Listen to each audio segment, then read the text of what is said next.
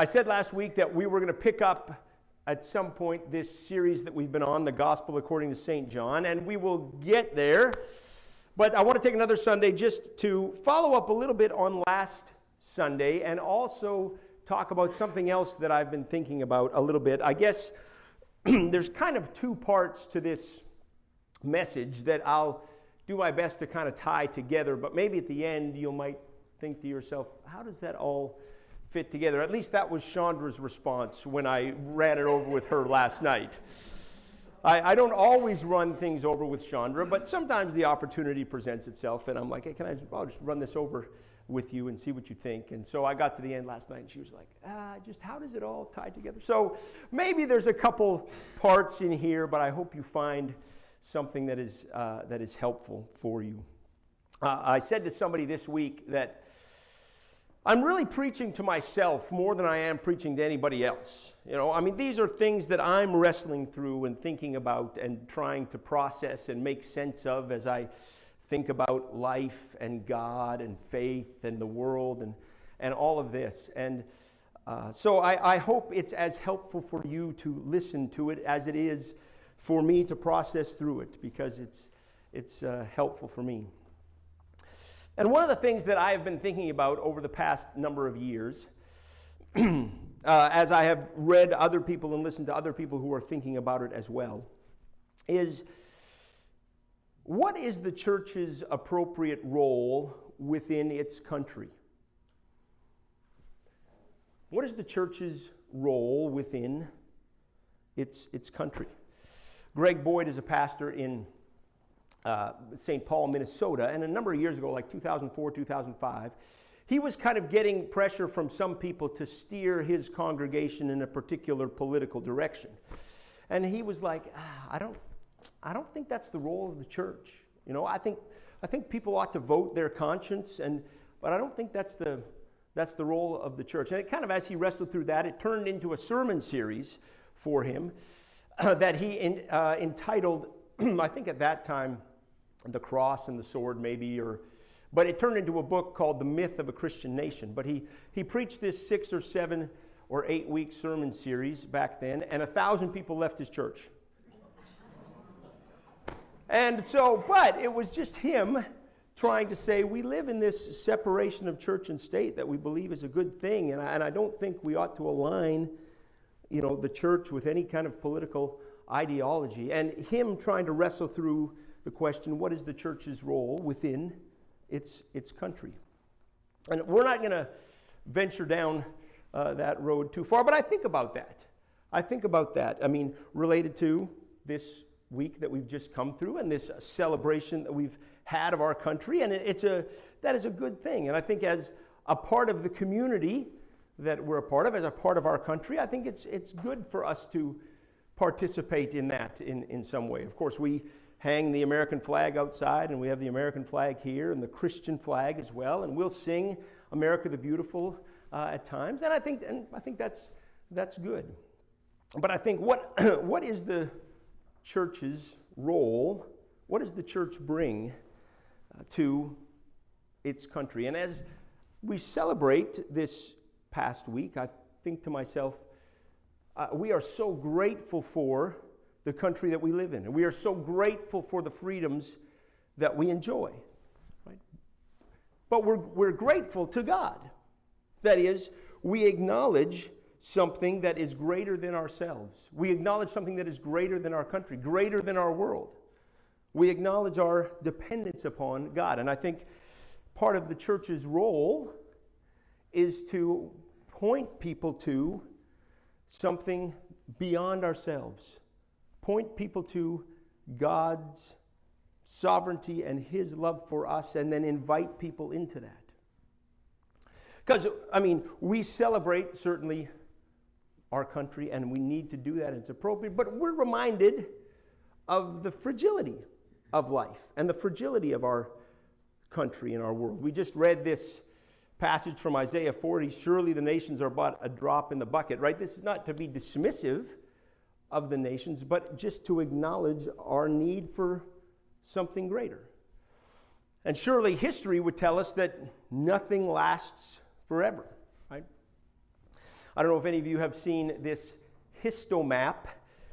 This was put out by a guy named John Sparks in 1931. I've not seen an updated version of it. But this is John Sparks' attempt to reflect the power and dominance of different nations or empires or states over the course of history. And so the vertical axis is time. Goes from 2000 BC all the way down to 2000 AD, okay, or really 1931. But the horizontal axis is the reflection of different nations' power and dominance at that particular time. Now, it's difficult to measure power and dominance, right? So in John Sparks' estimation of history, this is his reflection of the power of different nations at that time. So at 2000 BC, the dominant power in the world were the Egyptians. This is this pink section in the middle. And you've also got the Indians and the Chinese and the Amorites, the Aegeans, okay? But that was 2000 BC. Then as we go along down, the Egyptians' power kind of wanes. You've got the Babylonians coming in the green. Then you've got the Assyrians in the blue. Babylonians again in the green. Then you've got the Greeks, Alexander the Great in the green. And then the Roman Empire comes. So at the time of Jesus, the dominant power in the world was the Roman Empire. And you still got China, you still have India, these type of things. But here's the Roman Empire. If you had told anybody in the Roman Empire at that time that the Roman Empire would not last forever, they would have thought you were crazy, right? This is the time of Jesus. Now, as we keep going down, one more time, the Roman Empire, of course, wanes. And you got the Persians, then the Arabs, the Franks, the Byzantine Empire, the Holy Roman Empire kind of comes back up, the Ottomans, then you got France and Napoleon. Here is England, Ireland, Scotland, and Wales. And then down here in this corner, about 1750, is the United States, this blue section, okay? Now, this was 1931, so if you took it out to today, well, obviously the U.S. would have a much more significant portion, maybe the last of the world's great superpowers, but China would have a much bigger footprint today, maybe Russia too, other nations as well. Interesting look at history. And I think certainly what it tells us is things change and nothing lasts forever. And I think part of the church's role in the world is to point to something greater than ourselves, to give people meaning and purpose and hope in life.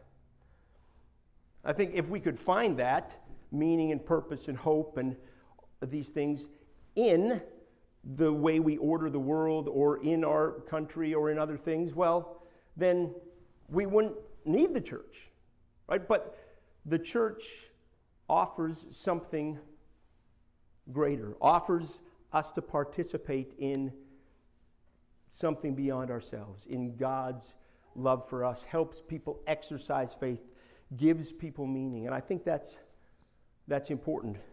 Our country helps to order the world and to make things work. And we have done that really well in America. But I think the church helps to offer meaning and purpose.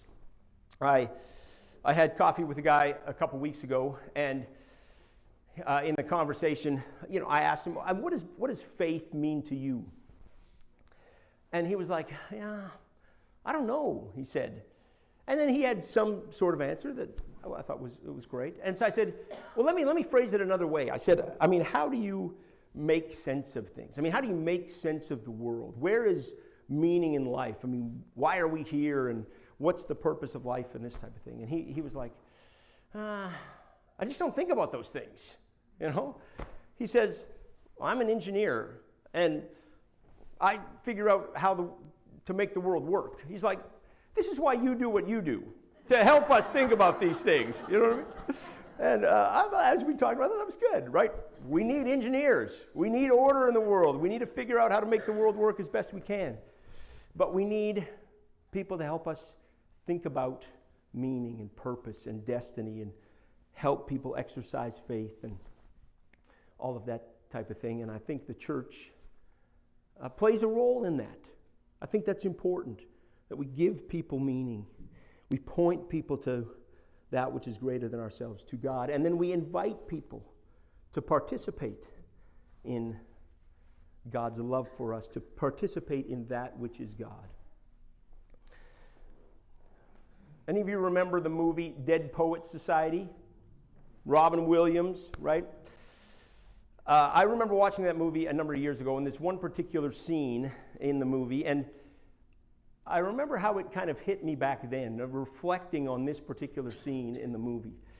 And I think about it a little bit differently today, but I think this is an interesting scene in the movie. The audio is not overly loud, so you have to listen close, but hopefully the subtitles will help as well.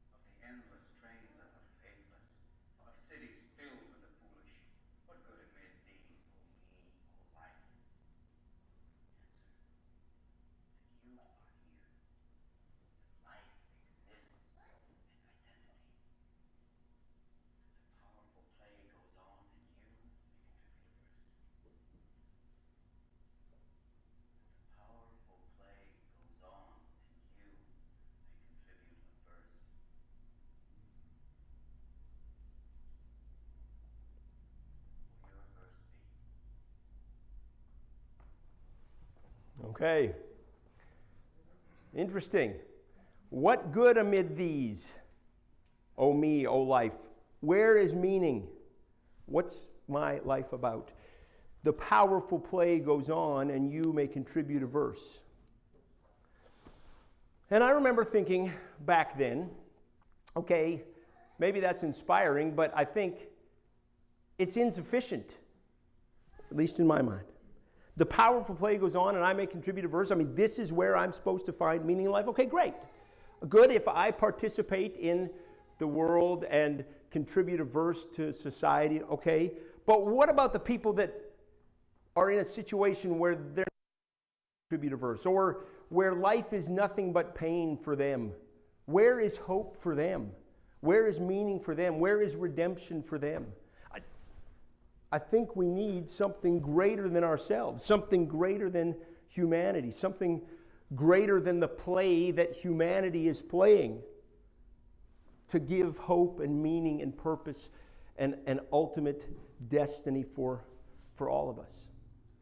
And yet, as I reflect on this today, I think to myself, at the same time, wherever there is beauty and romance and love and goodness and justice and righteousness in the world, this is of God. This is who God is. And I think where we see that in the world, we see God. And I think the church's role is to represent that in the world and then invite people into it. Love and beauty and goodness and justice and righteousness that we are to demonstrate, to represent that as representatives of God in the world and invite people to participate in it. And I think that's an important thing. 1 John chapter 4, verse 7 says, "Let us love one another." Dear friends, let us love one another. Why? For love comes from God. Everyone who loves has been born of God and knows God. When we participate in that which is loving, we participate in who God is. Who does not love does not know God, for God is love. When we don't participate in that which is loving and good and righteous and just, we don't participate in what is ultimately God. And I think the role of the church is to invite people into that. That this is how God showed his love. He sent his one and only Son into the world that we might live through him. This is love, not that we love God, but that he loved us and sent his Son as an atoning sacrifice for our sins. That God demonstrates his love in the self-sacrificial sacrifice of himself for us. And when we participate in that, we are participating in who God is. Now, I think the problem has been at sometimes is we have made the gospel out to be that which it is not. And I think about this related to last week, and maybe here's the second part of the sermon. You know, we talked last week about these possibilities and uncertainty in there and faith swimming alongside of it. And we have made the gospel not an invitation, but a wager, which I think is unfortunate. I don't know if any of you are familiar with what is known as Pascal's wager. Are you familiar with that? Blaise Pascal was a 17th century mathematician, and he proposed what has become known as Pascal's wager, although the way we represent it now, I think he would not be very happy with that. He was more nuanced in his discussion of it. But what it has become is this. Pascal's wager says this. If you believe in God and God exists, well, then you get eternal happiness. If you believe in God and God does not exist, well, you lose nothing. Nothing happens. On the other hand, if you don't believe in God and God does exist, well, then you get eternal damnation, right? But if you don't believe in God and God does not exist, well, nothing happens. And so, Pascal would say, I mean, you might as well believe in God because the upside of believing is so big, right? And the downside is nothing. But the downside of not believing is so big. And the upside of not believing is really not that great. Now, lest the absurdity of this argument is not readily apparent to you, okay? Again, I don't think Blaise Pascal would actually subscribe to that. I think he had something else to say about it. I don't think I could represent its absurdity any better than Calvin and Hobbes, okay? So Calvin says, well, I've decided I do believe in Santa Claus, no matter how preposterous he sounds. What convinced you, said Hobbes? A simple risk analysis. I want presents, lots of presents. Why risk not getting them over a matter of belief? I'll believe anything they want. How cynically enterprising of you, says Hobbes. It's the spirit of Christmas, says.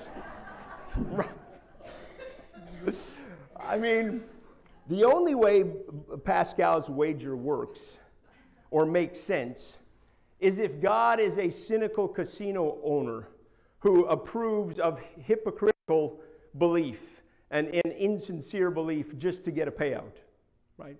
I mean, if we want to believe that's who God is, okay. But if we want to believe that God is all loving and all good, that doesn't make sense. And this is why I think we got to do away with eternal damnation. And we got to preach the unending love of God. We've got to demonstrate the unending love of God and invite people into it. Because I think this is the church's role, to give people hope and meaning and purpose, to help people exercise faith. And I think as we do that, as we represent and invite people into it, we are representing who God is, his love to the world. And a love that is for all of us. Paul, writing this 1 Corinthians 15, he states the resurrection of Christ as, this is a done deal. This is something that happened. And so, it's going to result ultimately in that God would be all in all. This is for all of us. And so, whether we respond to the invitation or not, doesn't change that. But still, I think, for us who have opened ourselves up to the love of God, we represent it to the world, and we invite people to participate in it. Let us love one another, for love comes from God. Now, the question then becomes, well, what does that mean? I mean, how do we participate in the love of God? Because love is a tough thing. It's tough to know the loving thing to do all the time. It's tough to know the best way to represent God's love. Sometimes love is tough or needs to be tough. Sometimes love needs to draw a hard line. How do we do that? I don't know. But I think as we do our best to do that, I think we represent the love of God well. And I think to myself, if I'm going to err, I want to err on the side of compassion. I want to err on the side of grace. I have mentioned to you before a pastor named Tullian Chavidjan. He's in Florida, but he grew up in a loving family, but just rebelled, and I think his parents kicked him out of the house when he was 17 maybe, or 18, and he floundered for a while and eventually came back to his parents and to the faith and all of that, and became a pastor and whatever. And one time he wrote a blog post related to something that his dad had done for him in that time. And he said, I was out floundering around and needed money for the rent. And he said, so I called my dad and said, I need rent money. And he said, my dad said, oh, I'll meet you at Denny's. And so he met him at Denny's and gave him essentially a blank check and said, here, fill this out for what you need or whatever. And hopefully that'll get you through. And recounting this story to other people, Tullian was like, I cannot tell you the responses I got from people that were like, I can't believe your dad did. He's just enabling you to yada yada yada. And he's like, why are we respond like this? He said, my parents had tried everything. They had kicked me out of the house. They had everything they could do, and this was something my dad was going to try. Unlimited, unconditional grace. And he said, this is what ultimately was the impetus that turned me around, to bring me back to him.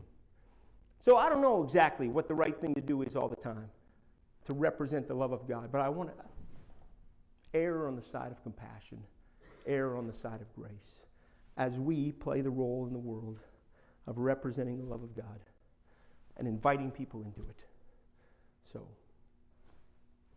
that's it. Let's pray together.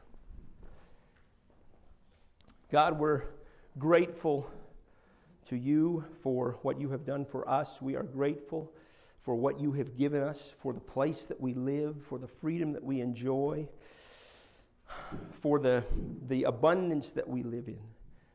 And Lord, I pray that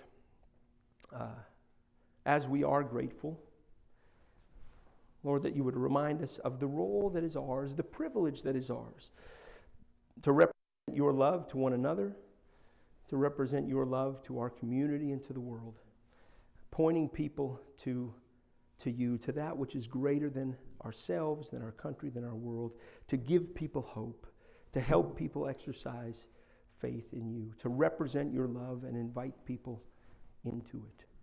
And so thank you for the chance to do that together as a church body. And for this day and these people here, we give you thanks. In Jesus' name, amen.